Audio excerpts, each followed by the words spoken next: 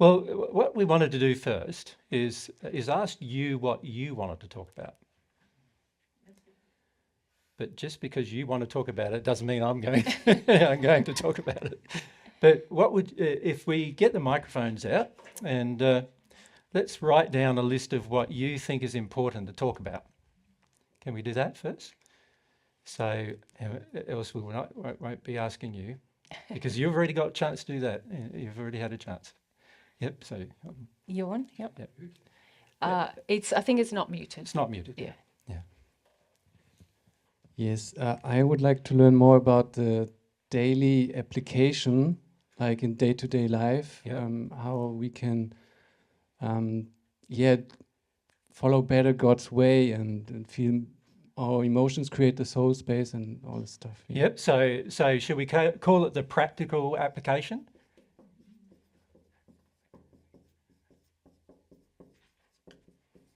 Of divine truth. Yep. Okay. Yep. So fair few of you agree with that? Yeah. Yep. Okay. Yep. Lots of people. All right. Yep. Anything else?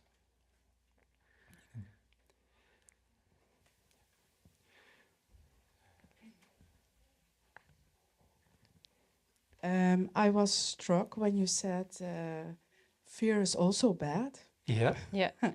So yeah, I'm often afraid. So why is it so bad to be afraid? Yeah. Good question. So should we talk about? This is going to be sounding quite confronting, but we'll say the evil that results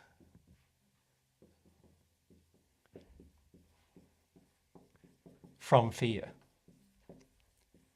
And that is certainly something we want to talk about with you. Yep.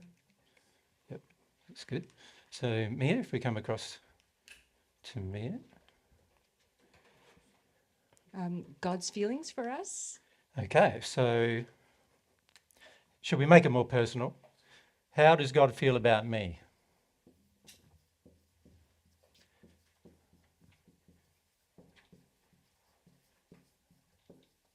Yeah.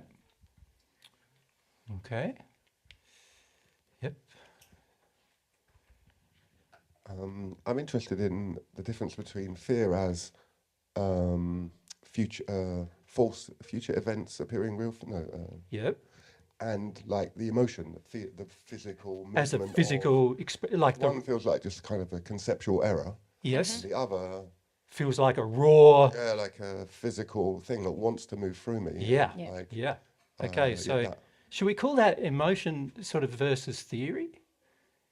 Because there's a lot of areas where we've talked about in Divine Truth, isn't there, where we've presented you with the theory, but how does it feel emotionally to with these feelings? So fear is one of those emotions, isn't it, that when you have it, you think it's all pervasive and it's just like your whole body and your whole experience is tied in with the experience of fear, and yet it does come from the emotional acceptance of error. So we need to talk about how those two things link, really, don't we? Yeah. Yep.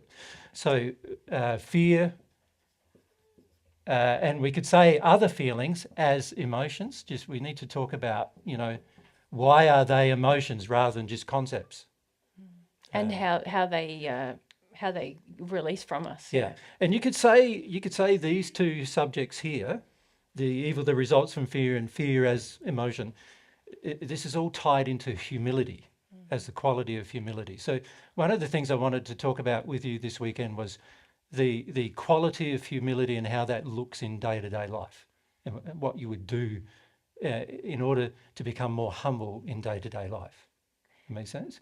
So these two things here, we can sort of link to that quality of humility that we need to develop. Which also links to our first point, doesn't it? The practical application. It does, yes. Yeah. So we definitely want to put some effort into that. Yeah. So yes, Charlotte, and then up the back. Just anybody who's got their hand up, just hand them the mic, and we'll just go to them. So let's start here and let's work our way along. Yeah. I don't believe in God yet, and Yes. I don't believe in the spirit world, and I have the feeling that I'm not connected to the spirit world or to God, and I don't know how to change it. Yeah.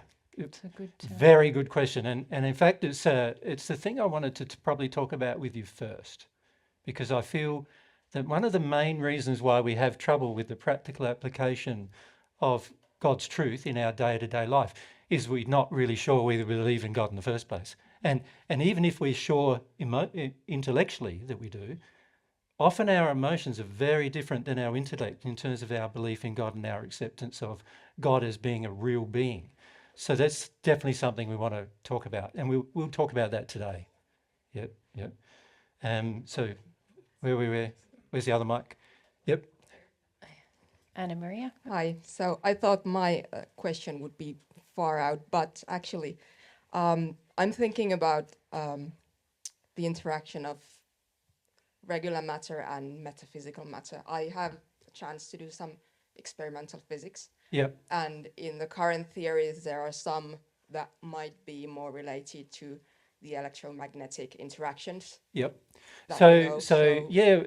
the reality of these things, Yeah, in terms of a scientific principle, Yes. as well as, like, in terms of a relationship, because both things are actually true, aren't they? If God exists and God is real, then it would also make sense, wouldn't it, that anything God's created is real, and if everything God's created is real, there must be scientific principles that govern all of those things. yeah, exactly. And Yeah. if you could show that experimentally, it might Um, help some people with the disbelief. Yeah, that's right. It can do. Yeah, it can do. Yep. My question is in relation with the practical application, Yep. because in Europe and maybe in the world, the political situation gets worse. Yes. So, what could we do to improve daily the political situation, Yep. the environmental situation?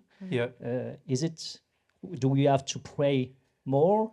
How can we handle that? Yeah. So there's two aspects of that, isn't it? Is how does your condition affect all that? But also then, what do I do when I'm in situations?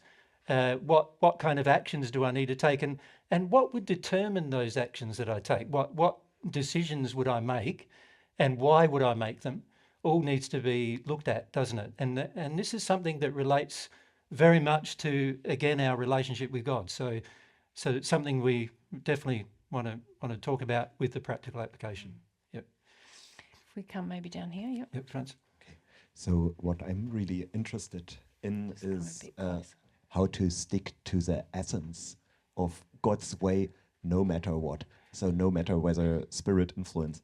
You said a lot about humility, about connecting to God's love. Yeah. So, and some points are connected to it, but that's what I'm really interested in. Yeah. In other words, you could say putting God and God's truth first in your life. How does that look in a practical And love. and love? Yeah, because truth and love obviously linked. Yeah. So yes, very very important. I'm interested in awareness of sin and self-blame as a result. Okay, of so awareness. different aspects of sin, what that is, and particularly you're talking about blaming Blaming self. myself. Who's prone to blaming yourself? Quite a lot of you. Okay, so self-blame, and you could say it's interesting. When we talk about humility, we want to talk a lot about self-blame, because there are real strong reasons why a person wants to blame themselves rather than face reality about what's going on around them. And that comment alone should make you a bit suspicious about self-blame. So self-blame is a problem that many people face, particularly when they first hear about sin and they hear about making mistakes and the effects of those mistakes, and they start worrying about all that. But self-blame is a very dangerous thing to do, and we'll talk about why that is. Yep. Hi. A few years ago, I started have the big fear of the hygiene. A bit closer to the Big microphone. fear have the hygiene. Hygiene. The cleaning stuff. Oh, okay. or Yep. hygiene. Yep. So bugs and bacteria and or dirt Yeah. or whatever. Yeah. It's just like it happened started a few years ago. But before I like quite clean too, but not so much, just like normal. But I feel right now, I feel like I'm not normal people. I just like, I see a bit dirty. It just make me a lot of fear. Yep. Okay. So when it comes to some of these subjects, we probably won't talk about them. But when it does come to cleanliness, Yeah. well, that is certainly something. When you're more connected to God, the cleaner you become. So, so that is something that is a natural effect of a relationship with God. But we may not get the chance to cover those things because I think we've got more important things to cover. Yep. I would love to talk about healing and healing of illnesses. Yep. And in general about self-love and interaction between all our souls in Earth, how we souls interact, and well, that's 3 topics I would love to. That's right. There's 3 topics there. Some of those things we might get to talk about, but I think again we've got to focus on some more important factors about what, like, who you actually are in terms of a being, and what that actually means in terms of how to get rid of problems that each of you face that are inside of you that result in ill health. So we need to talk about the relationship between the soul and what it contains, and health, rather than getting into the metaphysics of health. Does that make sense to you? Because a lot of people, when we talk to them, they sort of want us to focus more on the like healing techniques, things like Reiki and other sort of new age healing techniques. And that's something Mary and I don't want to talk about, to be honest, because we feel it's far more important to heal yourself emotionally, and all the effect of healing yourself spiritually and emotionally has this on-flow effect of also healing you physically. Yeah, totally. Yeah. So we can certainly talk about that. That'll be probably more tomorrow. We'll talk about those things. All right. Just here at the front, someone's head squished. Hi, I would.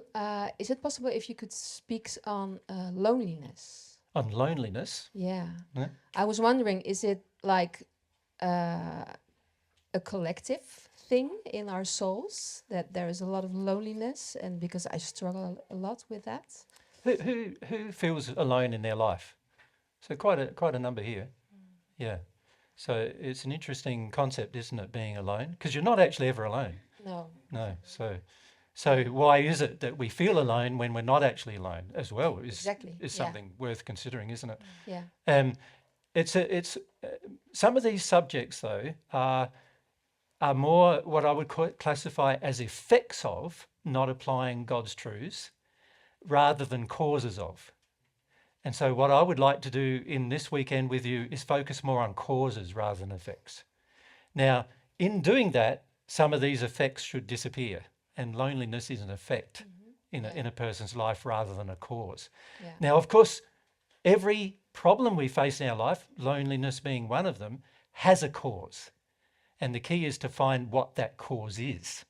And without finding a cause, there's nothing to solve. Exactly. Yeah. So we need to, instead of focusing on effects and trying to fix the effects. So when a person, say, if you visited a psychologist and you talked about feeling alone, they would give you certain practical things to do to, spend more time with people and so forth. Yeah. But that doesn't often change the feeling you have. So and what you really need is your feeling to change. So how does that happen? Is a good question, isn't it? And that relates to these things too, the practical application of truth, and then these things as feeling, what's happening here on a feeling level. Yeah, and then how to connect to God, because there's the concept of God, but I can't, there's this fear between me and God. Yes. This is how I feel it. Yes. And I know I have to work through the fear. Yep. But then, I would like some pointers on that. Yeah, That would be very great. important part of our discussion. Yeah. Today we'll do that. Great, Yep. thanks. Yep. Charlotte, who had hasn't her had hand a up. turn so far? Yeah. Yep. Hester. I'm interested in prayer.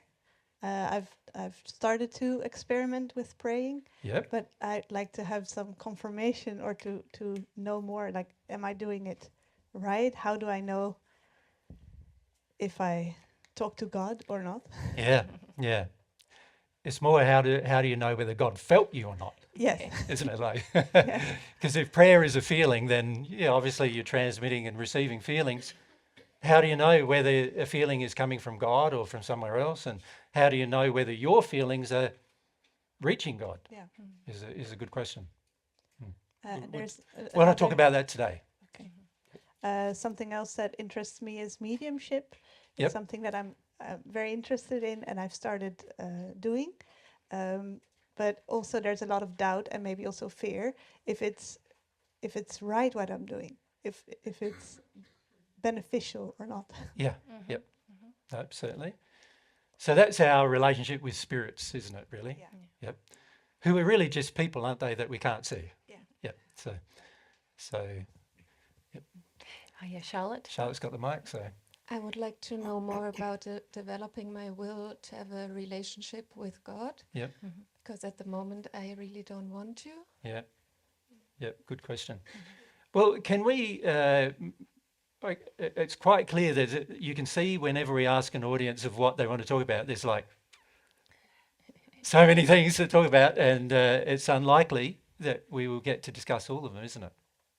Isn't that true? Yep.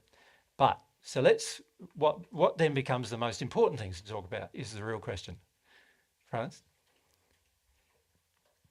I mean, another thing, like, is there a particular feedback you can give us here in Europe or in the central countries of Europe?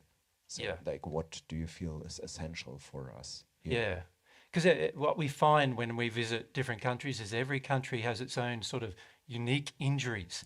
And of course, many of you here come from different countries, and each country you come from is even different to your neighbouring countries as to what kind of injuries that particular country carries. And so oftentimes there are social injuries, aren't there, that have entered us emotionally, that are part of the practical application of divine truth in terms of removing them, but it's something we need to at some point discuss. Why is it that a certain country has a certain, like most people in that country has a certain injury, and then you go to another country. So if you come to Australia, you'll find most people have an injury with what I'd classify as not really caring very much about anything. They're very laissez-faire, sort of like, what else would you call it? Very laid back. Laid back. Not relaxed. very excitable, not very... Surfer dudes. Yeah. I teased Jesus this morning because he got out his very good thongs to bring to the talk. Not his special shoes or anything, but just his flip-flops, because that's very Australian. It's very like, he put on his good shorts and T-shirt, whereas most people in other places giving a presentation might wear a dress shirt or something but it's very Australian to be very relaxed. Don't worry too much. Yeah. About how you look and whereas in other countries are obviously very different. And Australians also have a lot of problems with authority. They're very anti-laws, very anti-rules, which gets... If there's a law there, you want to break it. Yeah, just because it's a law. You should... Somebody shouldn't have made that law. Yep. Yeah. Just show that you can break the law. Yeah. It's kind of a point of pride. So that gets in the way, as you can imagine, with a relationship with God. Obviously God's created many laws, and if you have that feeling with God, then obviously you'll be breaking a lot of them. Yeah. So what we will do, I think, is we will start with this main subject, shall we? I'm just going to note down all of those so that we have a record. Yeah, I've got most of them. I have maybe one more question. Is that okay? Somebody want to just take a camera photo of that or on your mobile phone? So. Yeah. Is it okay that I ask one more question? Where are we? Yes. Yes. I would like to ask a question about soulmates. Yes. The movement these days of the New Age, like red flags and toxic behavior and very confusing messages about relationships these days. I agree. Yep. Yeah. Yeah, it's a thing we'll discuss probably tomorrow a bit about the nature of your soul, because that's something I'd like to talk about tomorrow. So if we could sort of look at it, because a lot of these questions are basically covered in two main ways, you could say.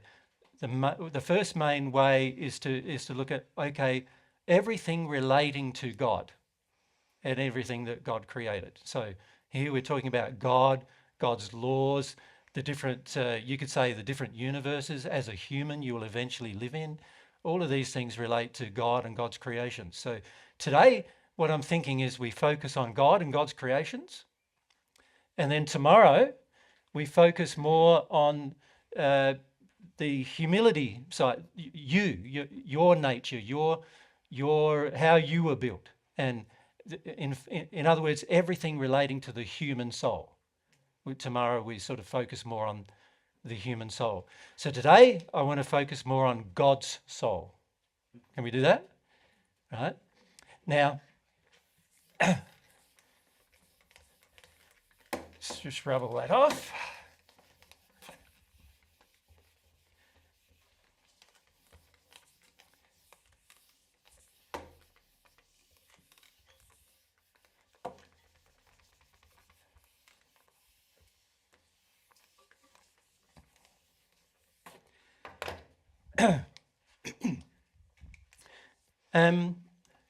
Prayer is an interesting thing, isn't it? Because it requires really that you believe in God, doesn't it? At some level. And if you look at the earth today, for the most part, there's not a lot of real belief in God in it, is there? Even the people who are very religious don't seem to really understand God or God's nature or God's character very well. And they even will consider things like one moment praying and the next moment picking up a gun and shooting somebody. You know, that's how much disconnect there is between sort of a relationship with God or a belief in God and then how it's affected me emotionally, personally, in terms of what I might then do. And so a lot of that gets back to a few major problems that on earth in particular that we generally have with God. And the first major problem we have is, so let's start there. The first major problem we have with God is, does God exist?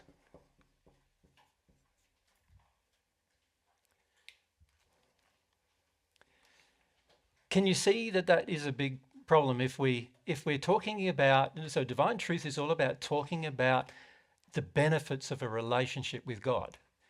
And yet, if we're already coming at the subject of God as, I don't even know really, in my heart, I don't really know whether God exists or not, then that's going to make developing a relationship with God very difficult, as you can imagine, isn't it? Because there's no faith there telling me, in my own heart, telling me that God exists. And how do I gain that faith if I don't have any? Like, if God's offering God's love to every human and I don't have any faith in God existing, or and many of us don't even have faith in love existing, if you think about it either, it's going to be very, very difficult to develop that relationship, isn't it? So the question as to whether God exists, now I can say to you, God does exist. I know God exists because I have a relationship with God, and I can feel God's feelings, and God tells me things. That doesn't really help you either, does it? Because how do you know I'm having that? You don't really know one way or the other, do you? You might see it in terms of a person's behavior, but then there's people in the world who say they have a relationship with God and they go murdering people. So, like, what's real and what isn't here with regard to the subject of God? So, with regard to God's existence, how do I determine whether God actually exists on an intellectual basis firstly? So how would I do that? How would I establish the reality of God's existence on an intellectual basis? How do you establish the existence of anything on an intellectual basis? What do you need to do? Right? So those, leave your hands up, and we can come one down here and up the back there. Pierre, come forward. Sorry, fifth row down. You make research. Right. So the first thing you do when you don't know about anything, and you start with I want to know if it's real or not, is you might do some research. So that's a practical thing.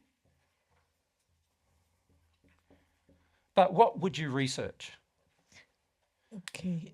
So how do you research something you can't see and you can't feel? Because when we're starting this, we can't feel God and we can't see God. How do we research whether God exists or not? Shall I say something? Yeah. Well, you look around. You look at the sky. You look Okay, at the so sea, you look at everything. Yes. So part of the research has to be the effects of, and looking from an effect perspective, what would be the potential cause? So when it comes to research about God, this is if we're approaching it intellectually, right, not emotionally. So just approaching it intellectually. Part of the research about whether God exists or not would be, let's see whether there is, I look at the world around me and let's see whether in the world there is evidence. So I'm looking for evidence, aren't I? Proof, you could say. Yeah. So the first question I need to ask myself is, what is the proof or the seeming proof? Because I don't know its cause yet, but what's the seeming proof that there's intelligence that's beyond human intelligence existing in the world that we perceive? Things happen. Things happen that you didn't know it could happen. Now we're talking about feelings, though. Yeah. And see, I want to start this process off firstly with my intellect. Why do you think I want to start it off with my intellect first? But, well... Like if you're, like you mentioned, you're not convinced in God's existence, it's going to be very hard to engage a feeling-based process when you're not convinced. See, for you, you are convinced, right? I am convinced. Yeah, of course. So you're talking about emotions already, and I'm going, but the average... Also, something happened, you know. I was in a car, Yep. and it would have been a crash, but somehow, suddenly I was there. Yeah, but there's plenty of other people who were in a car, and there could have been a crash, and they had a crash. Yeah, but it didn't come to a crash. Yeah, but they had one. Yeah. So... But for me, it was different. So does God only work for you and not for them? No, but there's obviously some recognition of wanting to continue in my... You can see, you can tell yourself that you believe in God because of certain things happening to you. But if you're really honest with yourself, you've got to ask yourself, well, why aren't those things happening for other people? Because so an example is people say they prayed and all of a sudden somebody got well. So that was evidence to them of God's existence. And I'm going, but what about all the people who prayed and they got sicker and died? What's the evidence for those people? They have it. Well, they don't have the evidence. If we move the microphone on, go straight back to. So yeah, this is something that I've struggled with, and because you can pile evidence, but you can try to sort of pile logical evidence, but in reality your logic is flawed and affected by your emotions. Correct. So I can look at as much mathematics as I want to. For example, even if there's a limit to how much we understand, but if I have an emotional block to accepting that evidence, I won't believe it. That's right. Or if you have an emotional acceptance to accepting things that are not evidence, you accept them as well. Yeah. So that's a problem, isn't it? If we really want to be honest with ourselves, and of course, I'm saying to you that relationship with God is all about honesty, all about truth. Obviously, it requires that I'm honest with myself. And if I'm honest with myself, I can't then claim that because I was saved from a certain problem and I thought by God, why wasn't my next door neighbour saved from the same problem if they believed in God? So it makes no logical sense to then say, oh, God only likes me and doesn't like you. God only did it because I wanted something from God and the other person didn't. But if God cared for all of her children, wouldn't she want to make all of her children's lives as happy as possible? Isn't that what you want for your children? So if you want that for your children, surely if God's better than you in terms of expression of love, then God would want that for all of her children. So it doesn't make any sense that if I say, oh, I prayed to God and I got a result, but my next door neighbor prayed to God and he didn't get a result, that it means anything. We need to look deeper than that, don't we? To find out whether there's evidence or not. Because the logic behind that kind of reasoning is flawed. To say God saved me, but God didn't save my neighbor, right? There's a flawed logic in there somewhere. In terms of I accept God's existence because God saved me from something, but what about my neighbor? You know, God didn't save them, and so does that mean there's no evidence for them that God exists? You see, so we've got to be more honest in our application of truth with regard to our acceptance of a belief in God, rather than just going, just because I had these experiences, it means that God certainly exists, right? Sorry, a microphone there, sorry. Yeah. I don't have strong belief in God, if any, but when I do look at flowers and animals and I see the design of it and the beauty of it, I do feel like there's an intention behind it. Okay, so some of the evidence, we are saying, right, really what you're saying, and this is very, very true, and this helped me a lot in the first century to work out whether God existed or not, was that some of the evidence is physical evidence, isn't there? Yeah. And when I say physical evidence, you look at the complexity of design in the things around us that we call nature, they are far more complex than what humans have even worked out for the most part. We don't know. There's so much we don't know, and yet we're intelligent beings, and we know for a fact that we're the most intelligent beings on earth because we're the ones who reason and create things. We know that for a fact, and yet there's a whole heap of things that we don't know.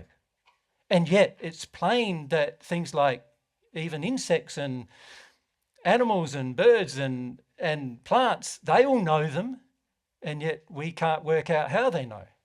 So that indicates that inside of those things, they're pregnant with designs that require intelligence.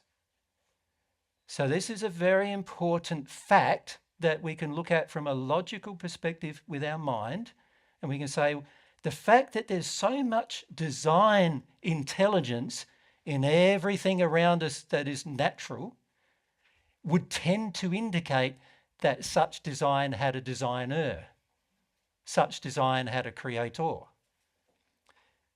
Because if you look at what humans have created, if you sit down and do no planning and no work and no effort, can you build a house then?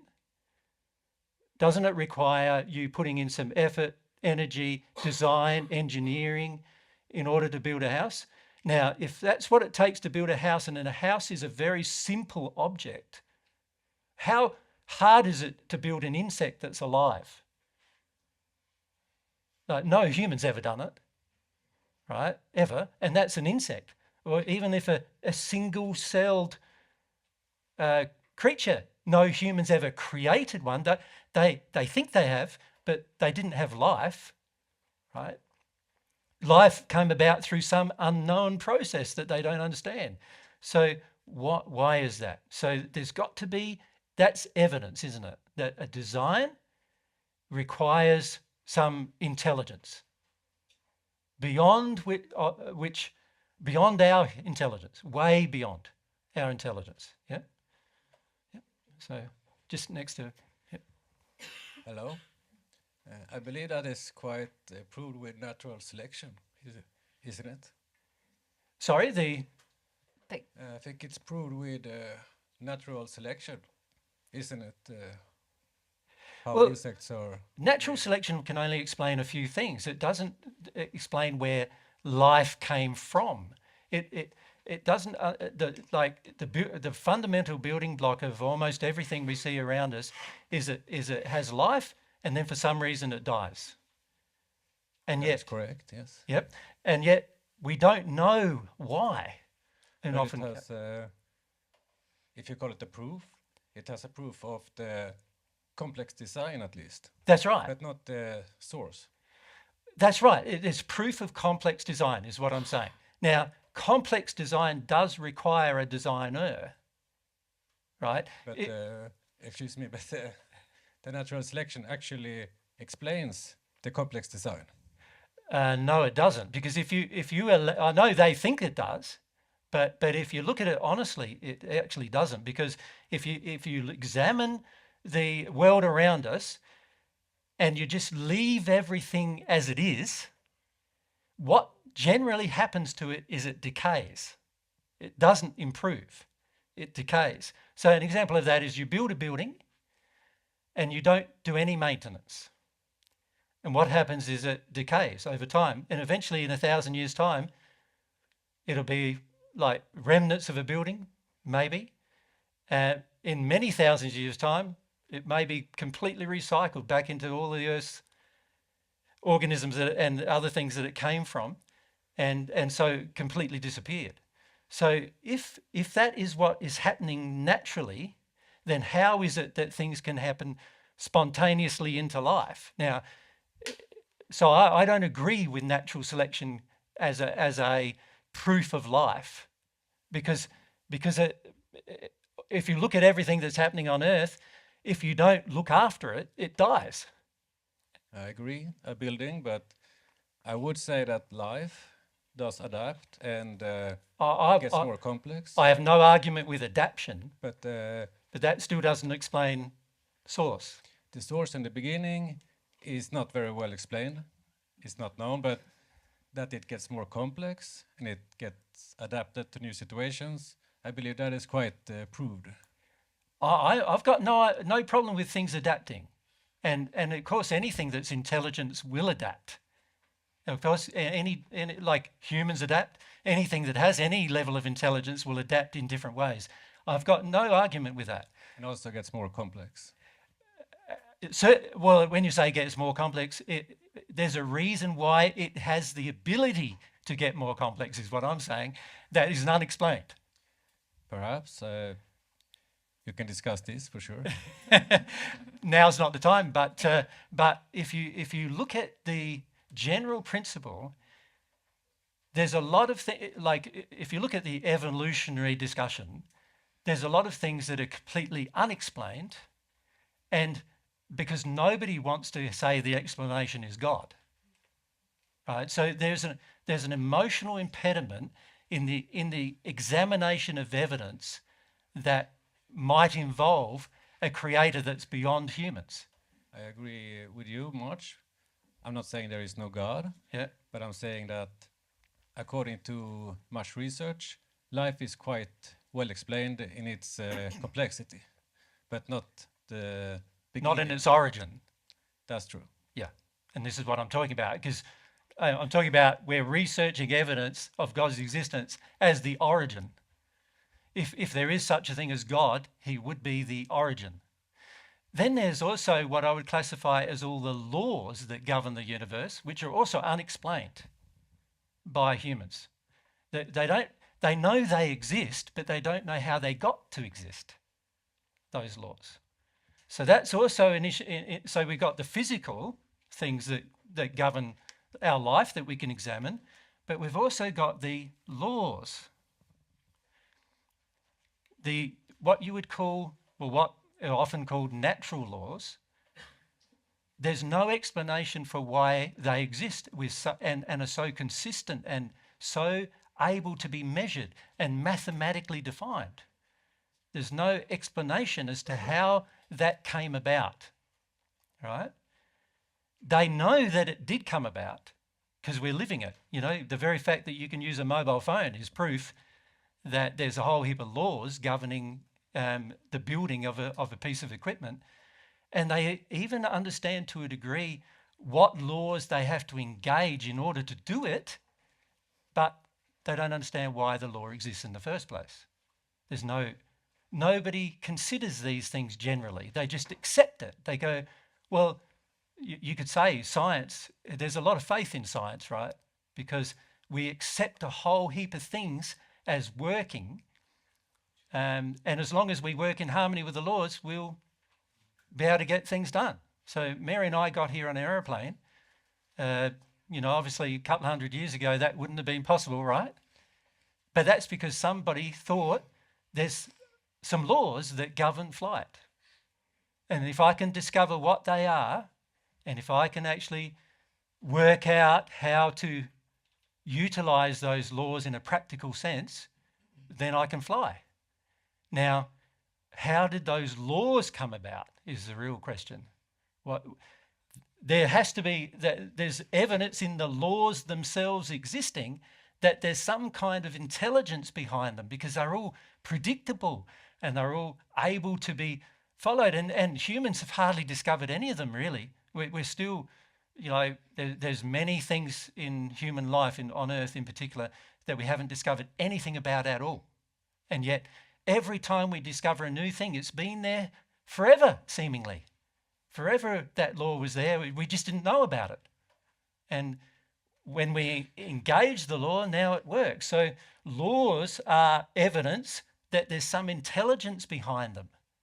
There's something governing them. If we come to Ziki, across.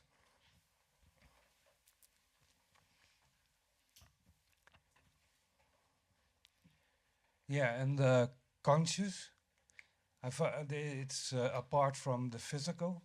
So it's somewhere, I always had the feeling that there was a... You mean consciousness? Yeah, consciousness. Yes. Yep.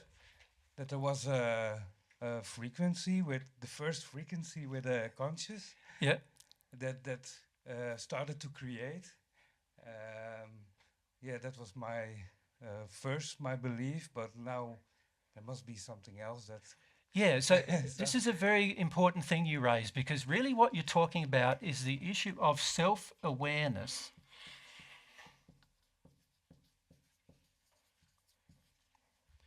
Yeah. Because there's a huge difference, isn't there, between a plant, an animal, and a human. Yeah. And the main fundamental difference is self-awareness. So how come we are seemingly the only creature that's aware? Now, given, under the theories of evolution, given an infinite universe, everything should be self-aware. Yeah. But we are the only one self-aware, and even like all throughout history, only one ever self-aware as far as we're aware. We're the only ones who are self-aware. So where did this sort of self-awareness come from? It's an interesting question, isn't it? These are sort of fundamental questions. To my mind, these are fundamental questions children should be looking at. This is the soul, yeah? Yeah, well, that's right. There's an explanation. There's an explanation, but only if we consider something beyond the physical. Yeah. Is there an explanation? Yeah. So the issue of self-awareness is a big issue, which would tend to indicate that there has to be something happening behind the scenes that we don't know what's going on with that issue of self-awareness. Nobody's ever worked it out. No scientist or mathematician or anybody has ever worked out what is self-awareness and how does self-awareness work or any of these kind of things in terms of how did it come about. Of course, each of us know how it works because we're all living proof of it in our day-to-day lives. But it is a big issue, isn't it, as to where did it come from? It's a good question, isn't it? Yeah. Okay, so if we come across to you on here, yeah. I'm quite open to mathematics, and what helps me a lot is if I see like there are certain numbers that appear often everywhere, like in the human body, in the plants and the flowers and the so which one in particular? The Fibonacci sequence. Okay, so the Fibonacci sequence, which is 1, 1, 2, 3, 5, 8. Can you see what's happening for the people who've never heard? You're adding those two and creating the next one, adding those two, creating the next one, adding those two, creating the next one. Can you see that? That's the sequence that he's talking about. Yep, so go on. Yeah, and it's fascinating that you can see these numbers and the ratio between the numbers, like. And the ratio is? It's 1.61803. I don't know. Whatever it is. Yeah, it goes on forever, doesn't it? It's one of those infinite numbers. Yeah, but let's. Yeah, and the thing is, it's like in the human body, in the plants, in the solar system. Why is it that way? Like, it wouldn't make, for something to just spontaneously come about, you'd think that it'd be such a mixture of different options and permutations that you wouldn't be able to ever trace something that's unique to everything. But here we've got like a sequence, a mathematical number sequence that appears everywhere in the body. So illustration of where it is in the body. It's like... You come and stand up here with me at the front so everyone can see you. Otherwise the people at the front have to turn around. So the relationship between, if we look at your height, where is the 1.618? It's 0. It's belly button. Yeah. Yeah. This is the ratio. So that part is 1, and that's 0.618 of the total height. Yeah. Face, right? Total height of your face, that is 1, and that's 0.618. Right, total length of your arm.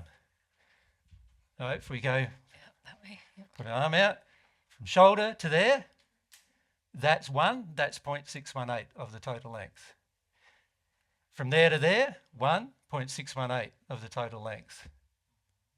Right? Now, why do all of us have that in our body? And then what you're saying is, why does a pine cone have it? Yeah. Because a pine cone has the same ratio in terms of how many turns there is. On one side there's 13, and on one side there's 8, there's one side there's 13. A pineapple has 13 and 21. So why is this? I saw recently footage of a whale doing circles in the ocean to that same ratio. To that ratio. Yeah. He's swimming in the same ratio. And there's another thing which struck me, like it's with those 3 numbers. Yeah. It's like you have 1, then it's 2, and this one is like... Oh, so he's saying 1 between your knuckles, yep. Yeah. 1, and then 3. Yep. And it's just... That's right, in the ratio of, like, so what are you saying with your knuckles? That's 1, that's 1, that's 3. Sorry, 1, 2, 1, 1, 2, then 3. 3. Yeah. So it's in your face. In your face. It's in your face, yeah. Yeah. Where your mouth is and everything, from the top, everything. Yeah. And it's actually well known, isn't it? That in art it's well known because they put it, like when you're teaching you how to draw a human, they teach you the sequence of numbers, the natural number. Yeah. Yeah, and it's basic. Yeah, so anybody can understand it because it's very simple to understand, and yet there it is everywhere, even in the spirals of galaxies. Yeah. Yeah. So, yep, good. Really nice. Yeah, pretty amazing. So when you look at all of that, so this is a part of the physical evidence, isn't it? So we've seen physical evidence that there is intelligence behind these things. That's what I'm saying. Yeah. So up the back. Yeah. These physical and natural evidence and arguments are very well known since beginning of time almost. Yeah. Yeah. And so why science seems to go in a separate direction from God awareness? Yeah, well, that's probably something we need to talk about tomorrow. Okay. Isn't it? Because you're dead right. There is this really strong tendency on Earth to try to find other explanations for what seems to be an obvious explanation. Mm-hmm. And there are big, deep emotional reasons why a person would choose to do that. And if you think about it for a moment, if I go along in my life believing there's no God, what does that mean for me?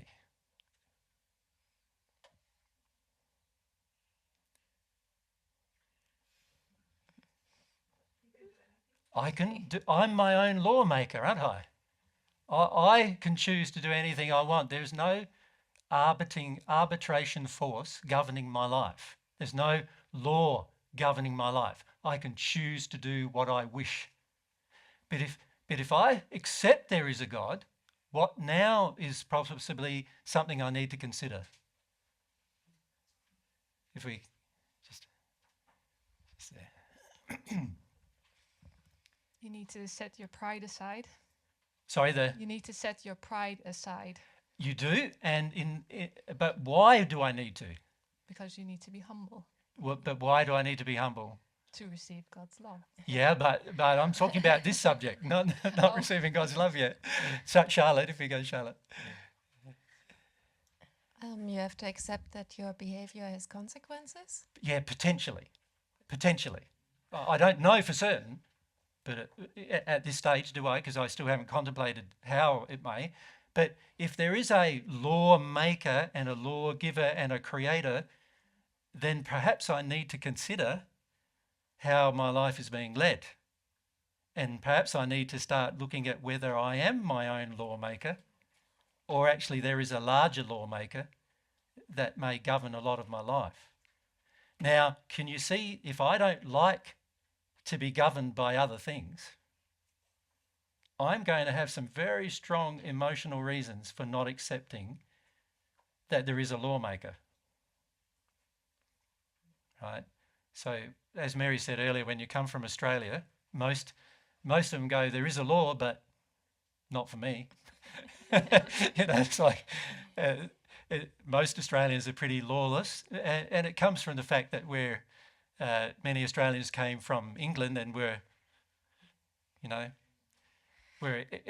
you could say excommunicated from English society and put into Australia as a penal or punishment colony. And as a result of that, there is this underlying feeling of, I'm anti-authority. Now, if I have a feeling that I'm anti-authority and I should be my own authority, can you see I've got some very strong emotional reasons for not accepting that there's a bigger lawmaker? It's very strong. Yeah. If we go up the back there. Yeah, for me, like I've done a lot of university studies. I think more people in this room have, and I think if you're trying to prove whether something exists or someone exists, you first have to define what you're looking for. So if you want to say, does God exist, you have to know who is God or what is God. And I feel like now there's being a discussion, like everything we cannot explain, we'll call that God.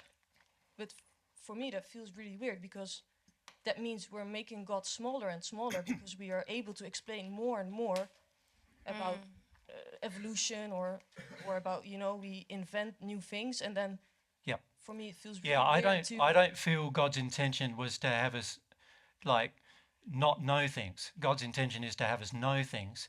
But like when he's saying there's evolution in things, or things adapt to each other, then adapt to the environment, then you say, so we can explain that, but we cannot explain where it comes from. But that means the fact that we adapt is also coming from God, right? The fact that we can explain something doesn't mean that it's not God anymore. Correct. And in fact, if you think about a good design would be made to adapt. So I don't know about you, when I design like a house, I'm looking at, okay, it might be good enough for me and Mary, but let's say if we had children, or, a family wanted to move in it, let's say I make the house to last more than 100 years, the next person might be a family having our house. So I need it to be able to adapt to that family. So if I'm a good designer, I'll build into the design adaptation, won't I? For sure. So I don't see adaptation as proof or evidence that there is no God. I also don't see not knowing something as proof that there's God. No, exactly. Because God wants us to know things. God wants us to understand. So, as any good parent would, actually. Yeah. So could you give, like, how would you explain the term God? Because it would be a designer, but it would also be, how would you?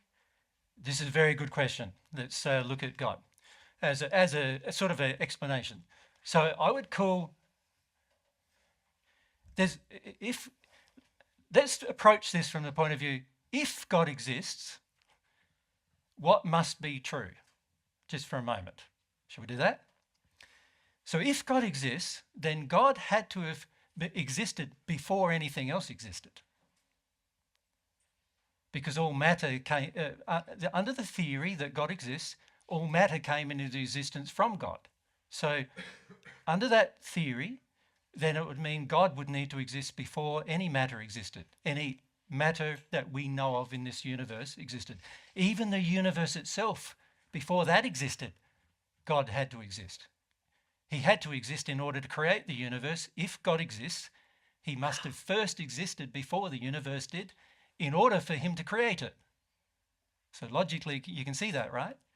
So it makes sense then, doesn't it, that if God exists, there is a number of things that we would have to define God as being, right?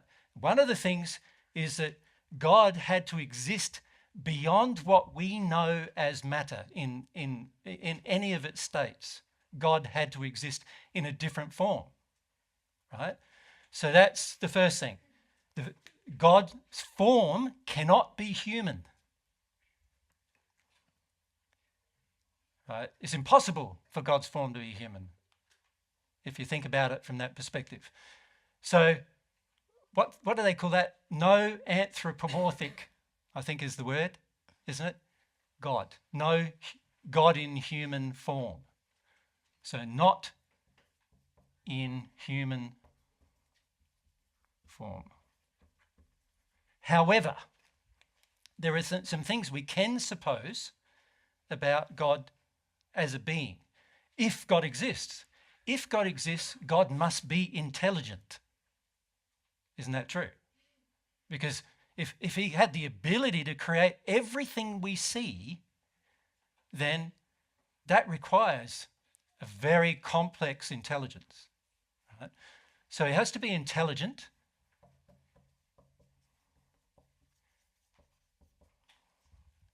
And when I say intelligent, I'm talking way beyond any in the intelligence that any of us have ever contemplated. Intelligent. He has to know everything so well that he can actually create them. Right? It's like an engineer having to build a bridge. Like, how many of you could actually build a bridge that actually you could drive over? Right? You'd have to get educated well, wouldn't you, first, in terms of structural engineering, and then you could potentially do it.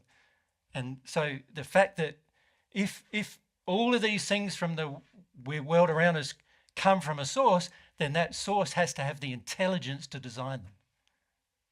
Makes sense, doesn't it? Yeah. What else does God need to be if God exists? Any ideas? Yep. So just keep your hands up, because otherwise I don't know. Yep.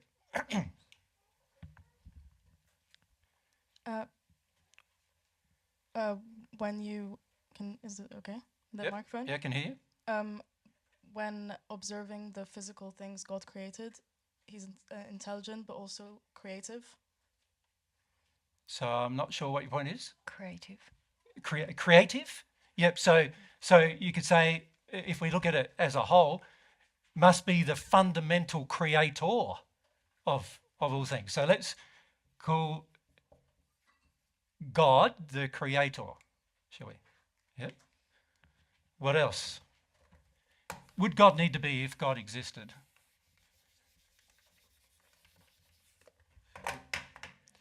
Yep.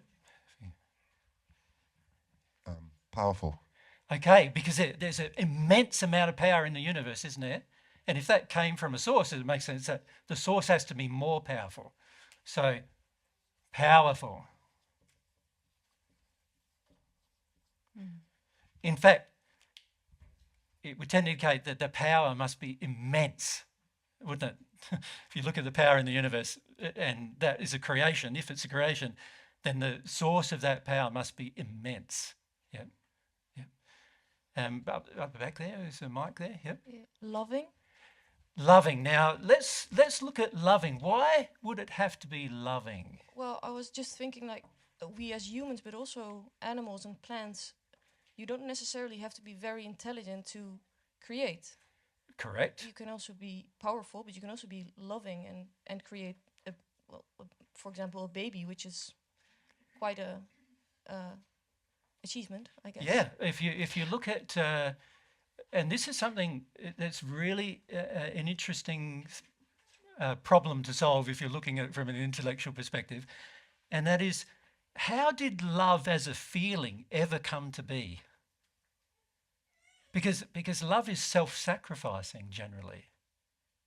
And natural selection is not really about self-sacrifice, is it? It's about the strongest thing survives. So love is a strange quality, because love has the feeling in it that I want to sacrifice myself for the sake of another, even if I'm stronger than the other. And that I want to nurture. And I want to nurture, yeah. That may not be as strong as me, or yeah. That's right. Yeah. Nurture something that's not as strong as me into growth. Now, so love is a very interesting idea and concept, and when you start considering it, you've got to start asking where it came from. Don't you really? Because it's a very interesting idea that we can actually love, which is beyond our desire to be selfish. Yeah. So it's a very, very good point. Yep. If we come down to the front, and then if you leave your hand up. Well, I wonder maybe love is the basis of everything, because God must have had a concept, a purpose, what he wants, and you feel that in everything you see, that it has to be, because if there wasn't a loving concept at the basis, yep, it couldn't have. A lot of things couldn't exist, could they? Yeah. So what we're saying here, though, is we're approaching this for the help of for trying to help those of us who are saying, well, how can I develop a relationship with God when I don't really believe in a God? What we're trying to do here is we're trying to say, well, what is going to cause us to believe that God is real, rather than just being an intellectual construct of needy humanity? What is going to convince us that God is actually real? Now, a proper contemplation of many of these things can do that, is what I'm suggesting. And most of us are not ever encouraged to do that. And there's a lot of reasons why we're not encouraged to consider these things when we examine the world around us. And one of the reasons is, if you want to be lawless, belief in a God is not advisable. If you want to break the law, it's better you don't believe in a God. And unfortunately, on earth, most of us want to break laws. We have an emotional desire to break laws, right? And I'm talking not the laws of the land, but natural laws. You know, how many people in history do you think have tried to jump off a building and hoped that everything would work? I did that as a kid. I got a piece of tin, put it on top of my head, I did, and jumped off a building. Like, it wasn't very high, it was about as high as the ceiling here, hoping that I'd somehow float. It was my discovery of the law of gravity, right? But you know, that's what I thought. I thought I'd be able to do that. And well, all of us at some point experiment with these things, don't we? And it might sound pretty silly, but as children we do think this way, don't we? We're experimenting with the concept of law. And so we do things that are quite strange at times, only to find, oh, that law does exist, just like Mum and Dad told me. You know, touch a hot stove, you'll burn. And how many times did you have to get told to touch, if you touch a hot thing, you'll get burned? And you still went ahead and touched one eventually. And then you learned. There's a law there governing that. My human body can only cope with so much. And these things are like pointing towards God having qualities. So if God exists, I'm saying. So what other focus on other qualities, what there must be. Now, just to give you a clue, let's say I'm ultra powerful and I'm ultra intelligent and I have no love. What would potentially be the result of that, do you think? Right, if you... Self-destruction. Well, potentially or destruction of everything. Beforehand, of course. Yeah. So there has to be, you could say, in between these qualities, there has to be another quality, and that is a quality of wisdom. The ability to use knowledge in a manner that's beneficial. Can you see that? Because you see all these movies nowadays, and the big powerful beings are all reckless, aren't they? Have you noticed that? And yet, if that was actually, if God was a big powerful being and all reckless, then where would we be? We would be wrecked, wouldn't we? We'd be gone. So there has to be, if God exists, there has to be some wisdom there. Wisdom is the practical application of intelligence. Has to be present. Yep. And other qualities would be that God is totally or most likely consistent. Yes, so and consequent. One of the things we haven't considered here is the issue of law, isn't it? Laws. For there to be predictability in any universe, laws must govern it. Isn't that true? Now, if God is the creator of the universe, then that means that God is also predictable. Is it able or able? Constant. Reliable. Consistent. Right? That is indicated by the creations that are existing. There is consistency in them. The only time something changes is if a force is brought towards the change. Other than that, change doesn't happen in the universe.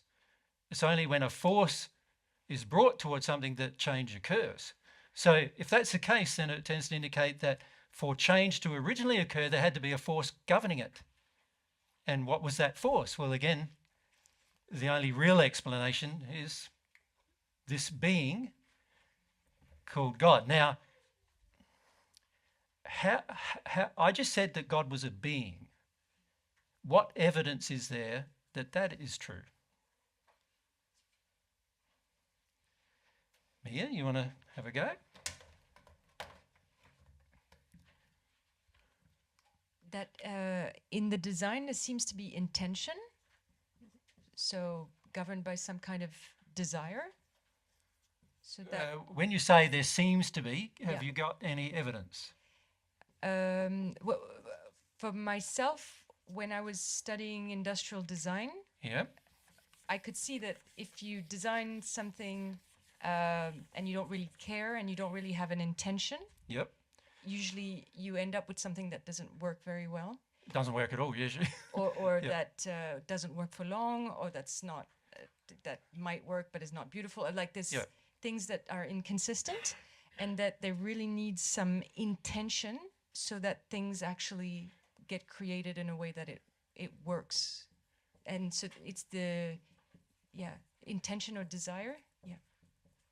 Yep. Okay.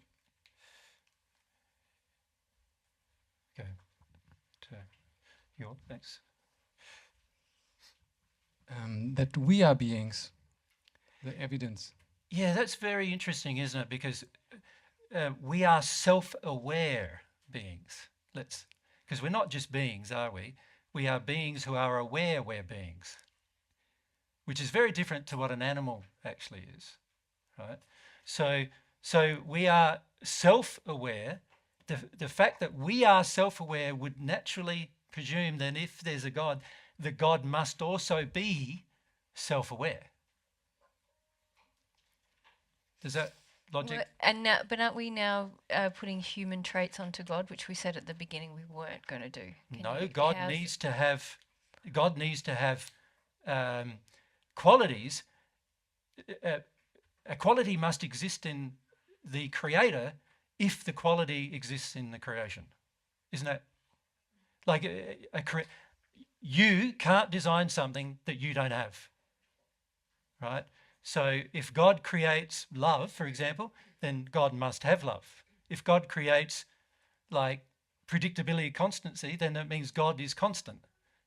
If God creates self-aware beings, then it means God must be self-aware, right? To a greater extent than we are. Every quality must be to a greater extent than we are, right? So let's put self-aware. So here I'm still using my intellect, aren't I, to determine the answer to the question.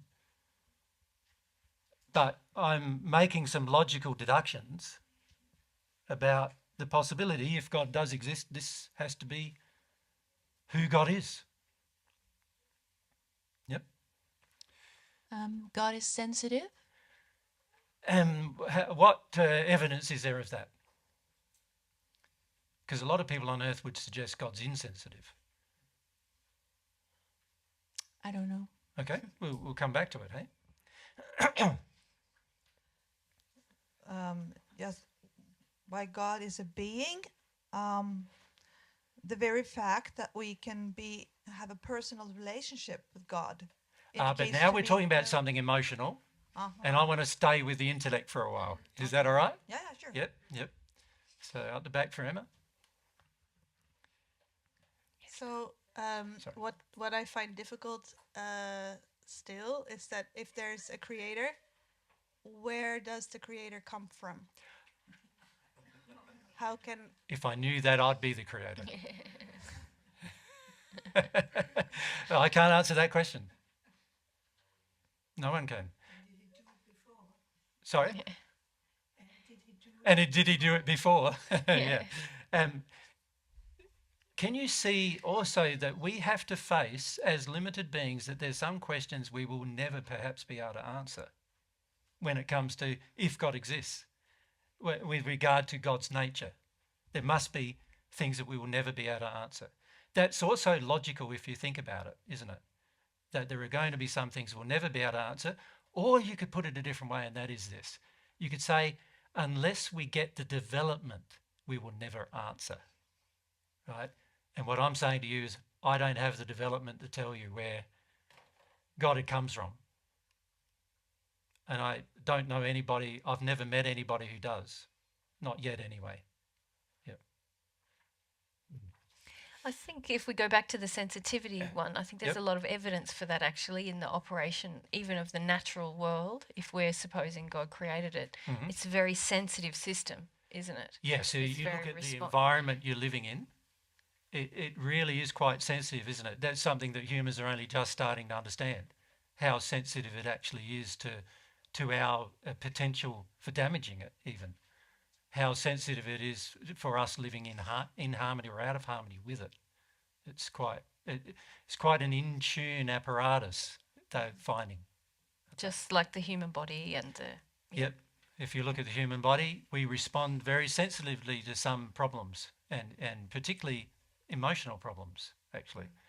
But even we can sense a very small amount of touch or a smell, or a change in our atmosphere, can't we? Yep. So you can touch a surface and feel almost 1 micron of, which is 1 millionth, right, of a meter change in its surface, and that shows you how sensitive you are.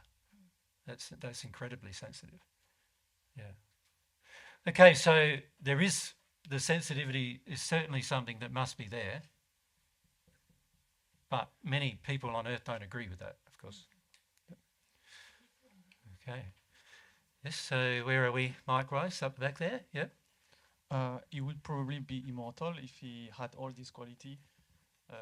to be consistent in the creativity of a whole universe, and to maintain it on the long term, he would probably be immortal too. Yeah, I didn't get that. Immortal. He'd probably be immortal. Yes, okay. So in terms of the fact, he has to exist longer than the universe, because if he creates that and particularly maintains it, it has to exist longer than that. So obviously that's a long time. But that doesn't prove immortality. It proves maybe a very, very, very long life. It does. It does. Much longer than much longer than I've existed. So yeah, in terms of, we know that we're not sure at this stage. We haven't discussed a very primary quality that God must have, and that is of inbuilt infinite. Everything is infinite. There has to be everything associated with God, and this is something that I learned when I was in my spirit life, actually, more than on earth, is infinite in its nature. So infinite love, infinite intelligence, infinite power, infinite wisdom. It all had the quality of being unlimited in every possible way. And that's something, as you connect to God, God can tell you these things, of course. And so you'll find the more of a connection you have with God, the more strongly you will feel these things, that God is infinite, an infinite being. Now, our finite mind, given our limited intellect, finds the whole concept of infinity almost impossible to grasp. And so that's an interesting thing in itself. But the more you become connected to God, the more you accept it, that there is this infinite nature of God that pervades everything God does. Yeah. I'd just say about creation, if you create something that works and it's good and it's beautiful and you get this lovely feeling. Yeah. This is what I believe. You keep wanting to go back to feelings all the time, though. Yeah, and I'm not talking about feelings yet. That's what creates the love. Well, that's right, but I'm talking about love as it is a feeling, I know, but I'm saying I'm looking at this intellectually and going, I'm not feeling something here yet, because if you think about, like, for me in the first century when I was looking at the existence of God, I didn't feel God right from the beginning. It wasn't like that for me at all. I had to come to terms with, I thought about these matters. And then I thought, well, if this is true, the fastest way for me to find out whether God exists is just ask him. That's what you said, yeah. Yeah. And when I did ask, as I was clear enough, when I did ask, I got a response. And it's like, God exists, so I didn't have to go through all the other things, but the average person on earth has been taught not to ask. And in fact, if you look at the education system nowadays, it's very much governed towards not contemplating there's a God at all, not even asking the question, presenting God as a theory rather than a fact, and not even presenting God as a fact or a theory. They're not even presenting God at all as an idea or concept at all now. So it took me like quite a few years in the first century to become very firm in my feelings, to actually get to the point to ask God and had any trust that God would answer. It took some time, but I was about four years of age when I started to sort of feel God, but I didn't know what I was feeling.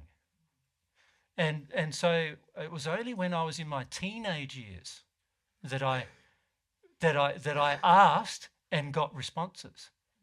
And then I knew for certain. Does that make sense? Yeah. Yeah. Yeah. If we right across the edge there, thanks.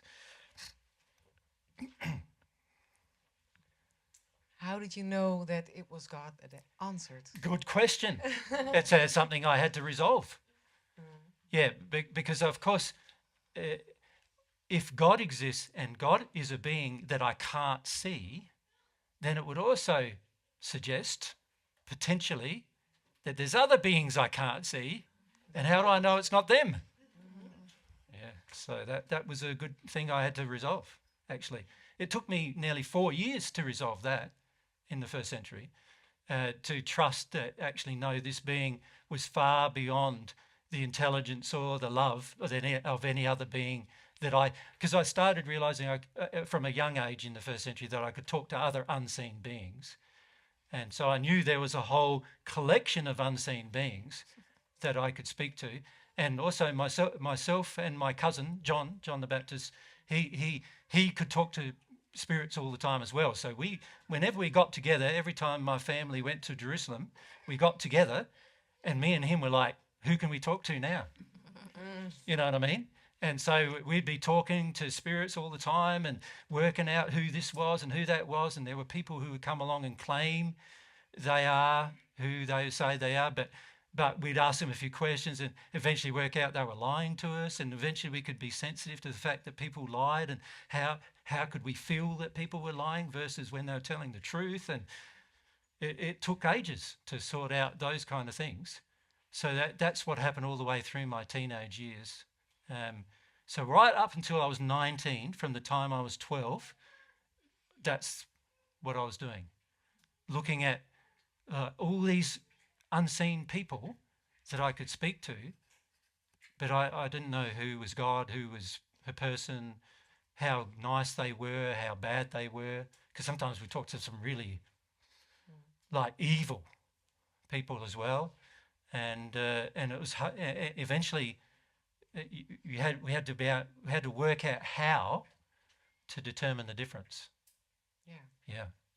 It's a valid statement though, isn't it? If there's people you can't see, then how do you know they're claiming to be God and they're not God? But what was the thing that made you sure you were talking to God then?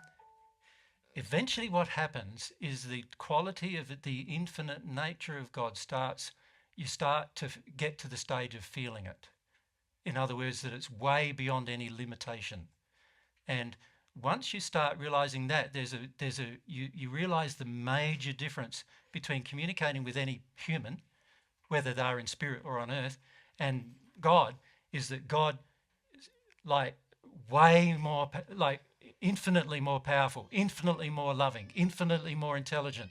And whenever I talk to a human, whether they were in spirit or on earth, there was always deep limitations in their abilities to understand, knowledge, love, wisdom, power. There were all these limitations all the time. And so after a while, it becomes very clear to you who's got limitations and who hasn't. Yeah. There's nothing like it. Yeah. So it's very important actually to put in this list the quality of infinity, because actually that's eventually how you determine the difference. Thank you. Yep. Okay. If we go right up the back. Yep. Yes, hello, Edward. Was God always an all-knowing being, or is he still an evolving being, or was it... That's a very good question. I think, as far as I'm aware at this stage, he's always been all-knowing. But, and I don't understand how that can be the case. But every question I ask God, because remember, once you have a relationship with God, you can ask God these questions. Yeah. So every question I ask God about, how did you always know? I always get back a response, he always knew, but I don't understand anything else from the answer. Like, how did he always know? I don't know. I'm going to have to improve in my development to understand that, I think. What I've learnt in my own progress is that I had to receive more of that love from God, God's love, in order to understand even God to a small extent. I just had anything I didn't understand, if I asked for more love, eventually I got to the stage of understanding. But I had to be really honest with myself, because even in the first century, I had to be honest with myself and go, well, there's a whole heap of things here I do not know about God. And all I've got to do is be really, really open about coming to understand them. And to use the intellect, the intelligence God gave me, as well as the emotional intelligence God gave me, to determine the facts of the matter. Yeah, but it's a good question. Yeah. Yep, next door. How do we know it's only one? That's also a good question, because I've never been able to connect to a number 2. Ever. I've tried. So we intellectually do not know it for sure.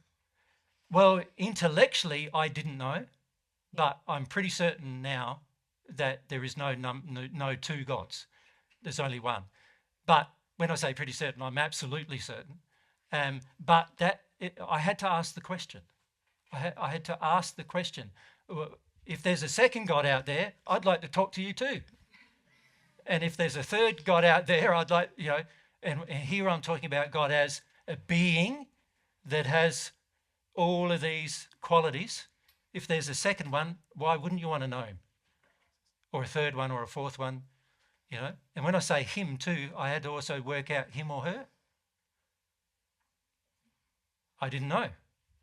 Eventually I came to understand that actually God has masculine and feminine qualities, but that took me time to come to understand as well. Yep. Come forward a bit and then down here, work our way down to here. Is it useful to share our experiments of God, like in science method? We share the common point. Yep. Or the God experiments is only unique, so we can't share to prove this evidence.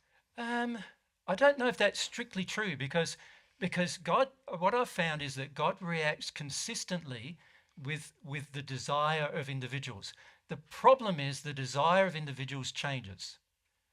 So what I've found is if 2 people have exactly the same strength and power of their desire, then God will respond exactly the same to both of those people. Now, of course, measuring the power of desire is something that, as humans, it's pretty hard to do, isn't it? To measure one person's desire over another.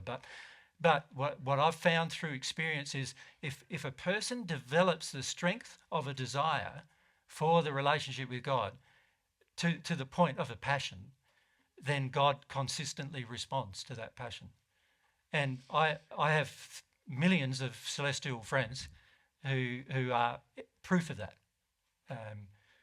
So what is indeterminate to those of you in your first incarnation, for me, is an established fact, because I've got thousands of years of evidence, for me, of these established facts. So from our point of view, if we hadn't experienced God, yes, we can't recognize someone's telling you, I met God. Well, this is also very interesting. God can tell you whether they have met God. So when somebody claims to me they have a relationship with God, I know they don't or do have one, because I ask God. And God tells me. So it's really easy, and when I say ask God, I mean to define prayer, remember, we haven't done that yet. But it's really quite easy to determine whether somebody does have a relationship with God or not, based upon what God can tell you about the person, because he's happy to share all information. He doesn't see, like information with Mary as private, like he's not like that. He's going, no, he wants all of us to see that we're all brothers and sisters, and we all need to be open and transparent. And he's completely happy to be open and transparent with me about you. If I ask. I don't always ask, but sometimes I do. Like, so when somebody's come to me and says, I have a relationship with God, and I'm going, well, I don't really feel that God's love exists in the person. So I can ask God, well, I don't feel God's love. What's your feeling? That I can now see, no, that I can tell the person, God tells me who the person has a relationship with that they think is God. It's usually a spirit, an unseen being that they think is God, that they've got a relationship with, and I can start to tell them why they have that relationship, like what addictions are in place for that relationship to occur, and you know, why that person is, that spirit, the unseen person, is drawn into their life and so forth, and also why the person believes that person is God. All those truths come to you when you're connected to God. Of course, it doesn't when you're not. So you can say that one day maybe we can have objective measure, yes, of knowing God. Eventually, yes. Yeah, but that requires a relationship with God to do. So that's a part of the problem, is that some of these things require a relationship with God before you get the gift or the ability to do it. So there's a whole heap of advantages of having a relationship with God, and one of those advantages is the ability to talk to God about any matter and therefore get truth about any matter, and also then be able to determine whether somebody else is connecting to God or not, if they claim to be. So if you look in the world today, there are many people who are murderers who claim they're connecting to God, isn't there? In fact, some murderers have even said, I murdered because God told me. Right? Now, once I've got a connection with God, I know that's not true. Right? Because God can tell you that's not true. You know, God's not murderous. So we know straight away then. But if you aren't connected to God, what do you believe? You sort of go, well, you know, that person's having an experience. Is he just nutters, or, you know, is Jesus nutters, or is he real or not? We don't really know, do we? Unless we have some source of information that would tell us. Yeah. If we come, Mia, and then back. About trusting God, if I don't trust God, that's an immediate block to receiving, or can you receive it even if you don't have that trust yet? That they well, will. I can't. You can't receive anything from a human if you don't have trust of them. So I can't see how you would receive something from God if you don't trust God. But I think let's separate the qualities of God from our feelings about God for a moment, because that's important to do. Because a lot of the times, you know, you hear the word God, and nowadays, like, God, the word, is a dirty word, isn't it, really? It's not, and a lot of people, as soon as you start talking about God with a lot of people, they go, oh, you're all getting religious and on me and things like that. They don't have a scientific sort of feel about God at all. And so they sort of feel you're forcing religion down their throat if you start talking about God. So there's a lot of emotional injuries in the human population about God, one of which is a lack of trust. I agree. But if you have them, then of course it's very important, if God exists, to remove them. Because with those emotional impediments, you're not going to be able to connect to God very easily. Makes sense, Mia? Yep, straight. So my question is, you keep talking about God tells you something. Yep. So when he responds or she responds, is it something that's audio No. that you receive? Is it Never. something? Never audio. So for me, I'm wondering, for sometimes there's a perception that for you to say that this is what I'm feeling or hearing from God, that it needs to, I don't know, like, be elaborate. But how does it become elaborate if it's not? Yeah, good question. So let's just look for a moment. This is really tomorrow's discussion, but let's look at it a little bit. The human soul has a number of what I would classify as attributes and qualities.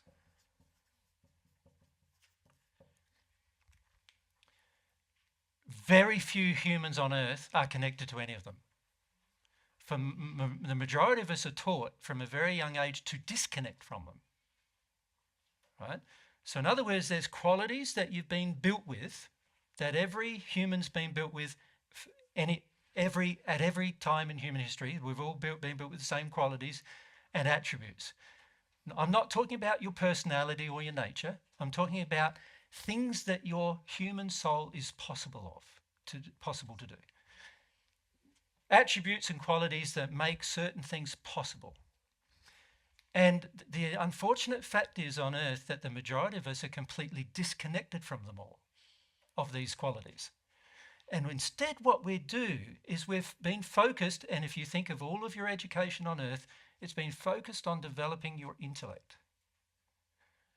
Intelligence is one of the attributes of the soul, but it's only one, what I'd call intellectual intelligence.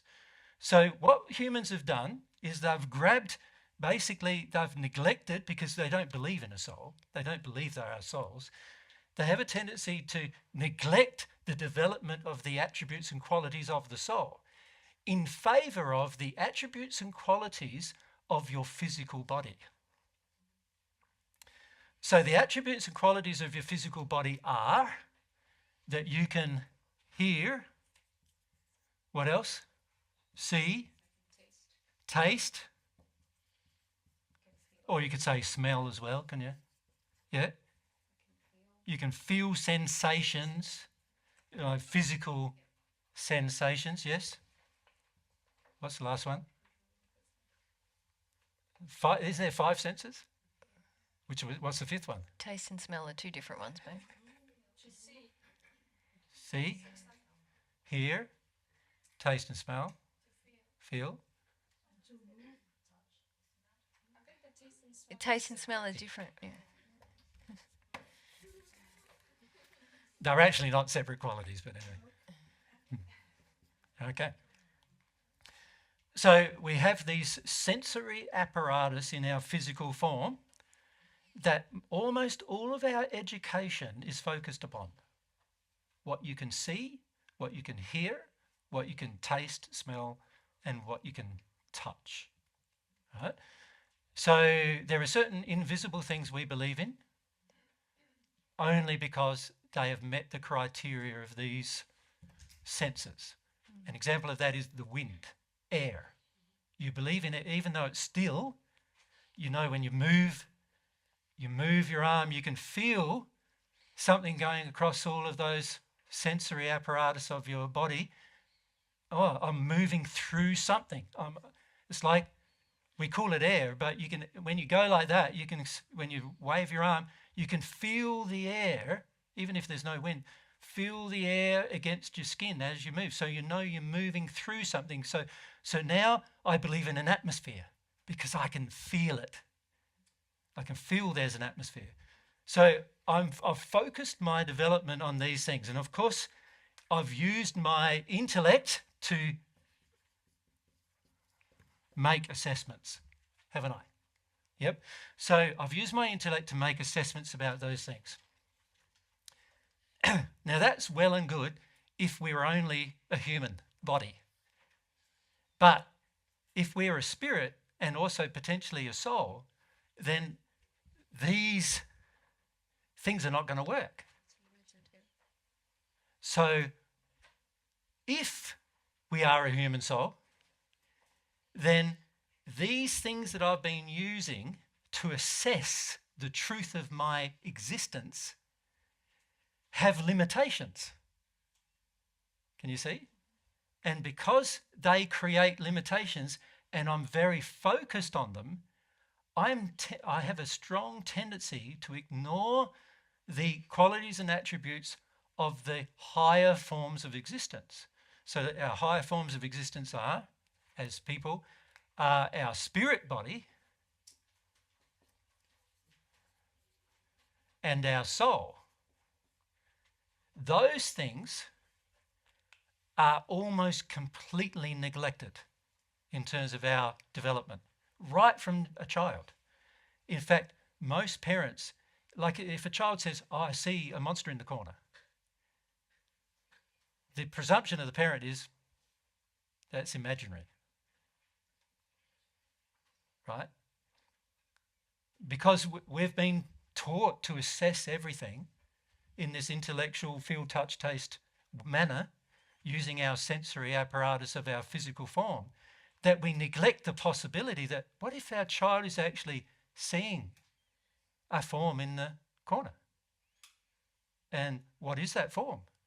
And how is it that my child sees it but I don't? No, very few of us contemplate that on earth. We almost do the opposite. We say the child must be mistaken, right? And that's because we, as humans have gone so far in the development of these sensory apparatus in terms of determining the truth of our existence that we've neglected the potentiality of even experimenting with other parts of ourselves. And so effectively, we've turned them off. Turned off our soul, turned off our spirit body and its apparatus. And we're functioning now in a very physical manner because we've limited the ability of growth. You could say these things are still they're not just at the point they were when we were first born. They're even in a worse state because we've been taught to ignore them. See, when a child is first born, it's not taught to ignore them. So example is, who did we just see earlier who had the... Hester has... Hester had... Which one? Hester was the little child, though. The baby. Yeah, who's got the 2-year-old? They might be outside. Well, about 18 months old. Yeah. She's outside at the moment. But, yeah. She was looking at me and seeing the spirits around me. She wasn't even looking at me. So when I said hello to her, she smiled at me, but then you could see her focus of her eyes go to the spirits around me. Now, she can't say that because not able to put that into language yet, but you could see her focus of change, saw the spirits, and then come back to me. Right?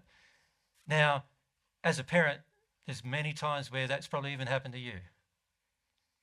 And you go, well, that's strange, but that's it.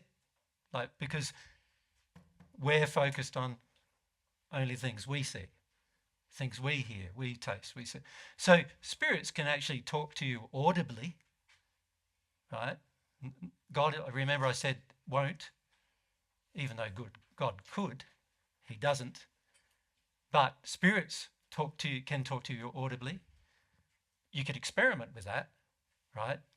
But if you're taught to not do so, then you won't. You don't even think of it as a possibility. So the big problem for us as humans is there's a whole group, you could say the majority, in fact, of our soul is unexplored.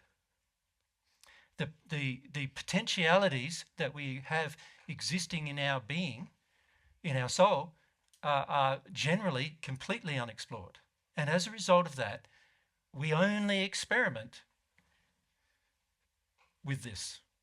So would mediumship then fall as part of the development of the spirit body, or as a spirit body? Yes. Spirit body? Okay. Yes, it is. So mediumship is a part of the development of the spirit body, yes. Yep. Of course, you can also develop it with the soul, right? Because the soul has a superset. It's interesting with the way the bodies are made, because basically you've got, remember I've drawn this, many of you would have seen this, where you've got your soul. If I'm a man, I've got my soul, half of the soul, and I've got my two bodies. Each body has a superset of qualities that the previous body has. So in other words, the spirit body can do all of those things: smell, see, taste, hear, feel, and then it can do a lot of additional things. Or when it sees things in a greater scope. So an example of that is the spirit body's eyes can see beyond the physical light spectrum. So you know how we see that physical light spectrum of colour, ultraviolet, just beyond ultraviolet and underneath infrared, like we can see that spectrum of colour. Well, the spirit bodies can see infrared and see ultraviolet because their eyesight has a superset of capability that the physical body doesn't have. Yep. So this body, the spirit body, has a superset of capabilities that the physical body doesn't have, and the soul has a superset of abilities that both bodies don't have. And then the unified soul, the two halves together, have a superset of that as well, right? So the reality is, though, for the majority of us, the only thing we experiment with most of our life on earth is that, the physical body. And it's only when we die that we start experimenting with the next body. And then for many people, they only experiment with the next body for the rest of their life. And they never experiment with the soul. So those people reach the 6th sphere of their development in the spirit world and never progress beyond it. Right? So we got to remember when we're talking about these things that the human soul is a part of us that is the substantial part of us, and the two bodies are really appendages to that soul. But the more we utilize the senses in the bodies, the less oftentimes we tune into the senses of the soul. And as a result of that, there's a whole lot of information that becomes unattainable. Truths that we could learn that we don't learn about because it becomes unattainable unless we develop the senses of the soul. Now, there is a sense of the soul that all of you have some development of, and that is love. Because all of you have had some experience with it. By the time you're in your 20s usually, you've had some experience with love. And that is a soul quality, a soul sense. You know, when you feel love, that is a soul sense being felt. So, but there are other soul senses that we are very detuned from. And of course, the more fear we have and the more anger we have and other qualities like that, other emotions we have like that, the more detuned we get from the soul senses. But as I said, we'll talk about that tomorrow, right? But it does have a relationship between this question, because there are certain things in this question that have to be determined, but they can only be determined with this apparatus, the soul apparatus. So this is where we run into some problems because we've detuned from the soul's apparatus, and the net result is we don't feel some of these things because these are all soul qualities. Remember, God is not in human form, therefore not of a spirit body, not of a material body, so therefore must be of what is similar, what we call to soul, and this is why in the celestial spirit world we call him the oversoul, the great soul, the being who is soul, right? And if that is the case, you can see also that if God made humans in his image, then it's only the soul that is in the image, not the bodies. Yep. Can you see that? Now, if the soul is in the image of God, then it would also make sense that the only communication method is from soul to soul. And any other form of communication with God will not work. Right? So when people talk about talking to God and hearing God with their audible senses, they're not hearing God, because the only form of communication that can work with God is a soul to soul communication, which happens at much more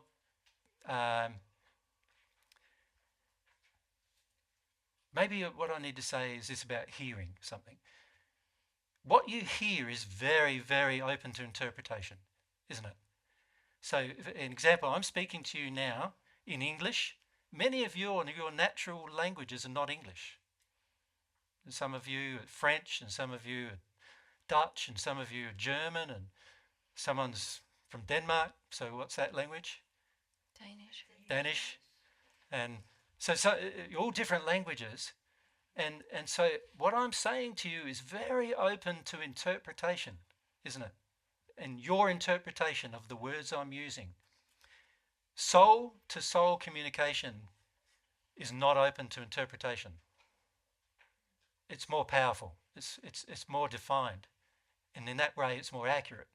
And this is why God uses it, because he's saying, what's the point of me saying things in words that to you are just going to be jumble? a different language. It's better if God can speak to you through this soul connection, through qualities. So determining the existence of God, you can also see, and this is something in the first century that I realized very quickly, was that it would make no sense for me to try to communicate with God in the way I was talking to people. Yeah, I understand, because when I translate here to my mother tongue, Yep. it actually means feel. Yeah. So the same word is used for feel and hear. So when now you translate it to English, immediately I associate hear with ears, and Yeah. I then expect to hear an audio. Yeah. Yeah. Yeah. So yes, you could say the soul has a functioning apparatus, just like your physical body has, which allows it to hear, but it only allows it to hear soul-to-soul communications. Nothing else. And soul-to-soul communications don't happen with voice. They happen with feelings. So unless you've developed your feelings, you're going to really struggle with your soul-to-soul communication. Yep. Yep. We'll talk more about that tomorrow, yeah? Yep. You can say that's a bit of an aside, and a necessary one, because at the end of the day, determining whether these things are true is going to require some soul-to-soul stuff, if it is true, with God. And for most of us, we're undeveloped with our soul because we're focused on our natural physical senses instead, in terms of the development. And God's intention was that we had an earth life to do that. But God's intention also was for while we're on earth, we would also start to realize that, I've got senses beyond these 5 senses, and that I can also develop. So that was his intention, that the nursery stage of our life, which is here on earth, allows us to eventually grow into our soul, to actually start to develop the real self, the soul, of which we're only a half. So it requires 2 halves doing it as well. Yeah. Okay. And what's the time? Yeah. It's close to 1 already, isn't it? Mm-hmm. Time goes fast when you're having fun, doesn't it? So I'm having fun. I don't know if you're.